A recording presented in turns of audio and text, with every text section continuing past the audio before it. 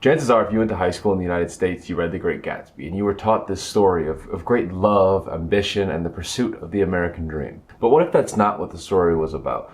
What if, in actuality, this was a cautionary tale warning us of the great American decay that we've seen transpiring over the last 200 years? Today we're going to be taking a deep dive on how The Great Gatsby is more of a cautionary tale than this story of love and aspiration, of a poor man achieving everything that everybody dreams of in America. You know, the quintessential American hero's journey, the American dream. We're going to be talking about Gatsby's mythicized version of Daisy, the lies behind the glamour, the false promise of the American dream, and how in many ways this book is more of a funeral than a fairy tale. And I think a lot of this becomes quite apparent when you think about Gatsby's love for Daisy. And if you read it at a superficial level, especially through the eyes and mind of a high school student, I know I made this mistake or misinterpretation as a kid, it's easy to think that his love is just so strong that it's unrelenting.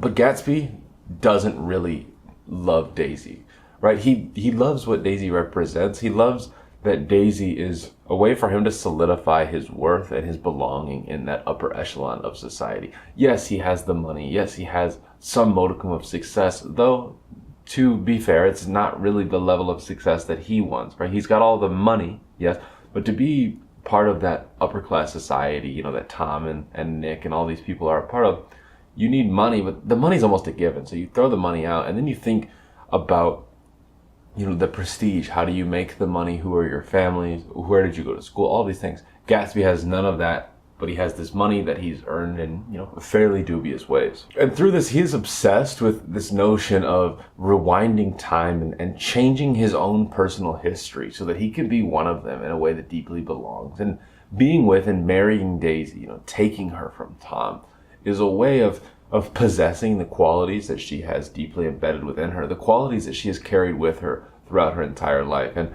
I think, you know, this is more of a stretch, but you can also say, like, say Gatsby and Daisy have children, those children become embedded into the upper class. You know, they have Gatsby's absurd wealth, Daisy's prestige. This combines and it creates, you know, these very waspy New England elites that Gatsby so desperately wants to be a part of. You know, and one of the more obvious symbols of this is just through this obvious rot and decay of the parties.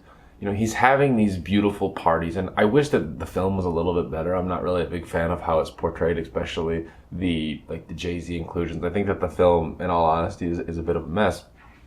But when you read the book, you see these vivid and like just vibrant, beautiful, exciting, glamorous parties that you would love to visit and be a part of. And I think that most people in New York, in the New York of the novel, do want to go to these parties. You know, they're big social events. But they don't care about Gatsby, right? They want to go to the party because the party is exciting, because, you know, what crazy things will they see? Who will they meet there? It's a wild night out, you know, it's a real who's who of, you know, New York City. Nobody is going for Gatsby, and most people don't even know who he is. There's no stakes, there's no emotional gravity, and we see that Gatsby feels this rot on an internal level. Right? We have the party is like a external physical symbol, like it's a material manifestation of this rot that we're seeing inside Gatsby. Right? He kind of just like creeps around the house while they're partying. He's not enjoying himself. He's just sitting, waiting, ruminating on Daisy, ruminating on what he doesn't have rather than enjoying what he does or appreciating some of the things that, you know, transcend money, like family values and these things. Right? So in this, Fitzgerald is making a commentary almost about this American capitalistic obsession with achievement and money at the expense oftentimes of your family, your loved ones, these types of things. You know, we're encouraged systemically almost at every step of the way. Money, prestige, power, these are the things that matter in the United States. In many ways, these are the commandments of the United States, right? These are the things that govern us far more than the intrinsic family values. To this, Gatsby reinvents himself completely. He kills James Gatz, his old version of himself, becoming James Gatsby, the bootlegger who doesn't care how he makes his money, doesn't care if it's illegal or who it hurts. I would argue it probably doesn't hurt a ton of people, but, you know, the way he makes money is left rather masterfully subtle in the book through Fitzgerald's writing. He doesn't go in depth of it, but we can assume that Gatsby has done some fairly shady things to make this money. Right? It's quite difficult for somebody of his social class, of his background, to earn incredible amounts of wealth in the way that he has. But none of that matters. He doesn't care. The characters around him don't overly care. In many ways, the means is well worth the ends until it isn't, right? The story, think about how the story ends, this beautiful self-mythologized version of Gatsby. How does it end? It ends with him being murdered and going to a funeral, or having his funeral and having almost nobody show up. You know, it's teaching us, it's showing us through masterful prose that is vibrant, it's exciting, it's fun, right? It's not a like a heady book. It's not a difficult book to read. It's a book that's actually quite enjoyable. It's fun. I think that's why we a lot of times will teach it in high schools. I know I've taught it in my high school classes before.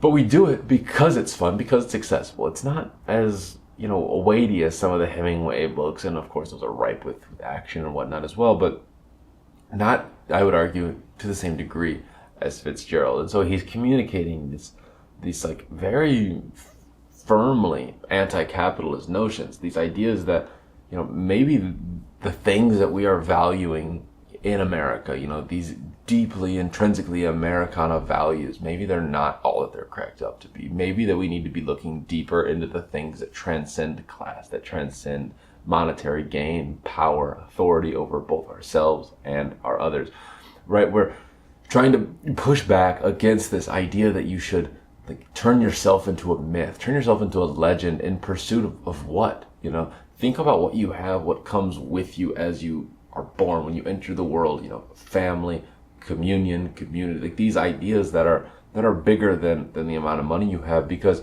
unfortunately, or fortunately, I don't know, it depends on your perspective on things, but you're not going to change the core social class that you are in, Fitzgerald argues. You know, if you are born poor, you are going to die poor in the eyes of the people that are above you, right? The people above must always look down. It is a function of who they are. It is a function of their being. You know, in this melancholic feeling of mourning for the American dream, the idea that we were all promised, that our ancestors were promised when they crossed oceans and they walked hundreds and hundreds of miles to get to the United States. It's really summed up by Nick's elegy of Gatsby in the end. And, you know, he says, and it's one of the greatest and most famous pieces of writing ever written in the English language, but Fitzgerald writes, "So we beat on, boats against the current, borne back ceaselessly into the past."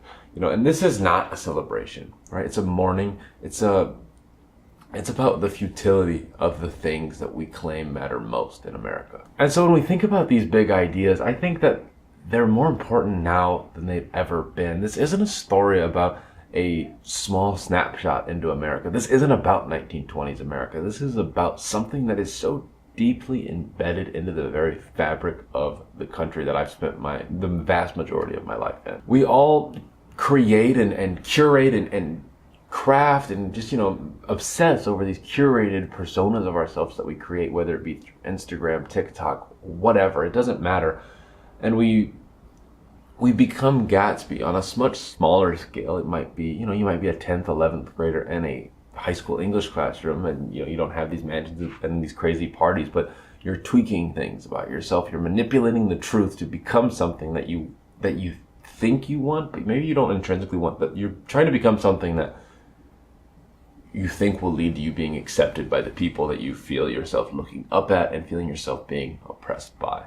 We have this deep-seated belief of the myth that more money, more power, more prestige, all of these things will make us feel alive. It will fill the void that we feel beneath us through the pressures of living in a deeply capitalist system. But no amount of these things were enough for Gatsby. No matter what he did, he could never earn their respect. Not really. And in the end, he ended up dead, alone, and forgotten. Just like Gatsby, many of us are haunted by a past or even an image of ourselves that has never truly existed and never can. We're trying to get back to that moment, you know, and I think we all have one, that moment where everything feels perfect or we feel accepted by the oppressive factors that are ever present in our lives. You know, a relationship, a childhood memory, a friendship, these types of things. A version of ourselves before things got complicated and confusing and twisted along the way. But, you know, as Nick would say, or as Nick would allude to, this is impossible. We must only move forward. We must live authentically. We must resist the systems that oppress us, but we must do so in a way that we don't lose ourselves. If you enjoyed today's video, don't forget to like, comment, and subscribe. My name is Nicholas Corcel, and I will see you shortly in the next one.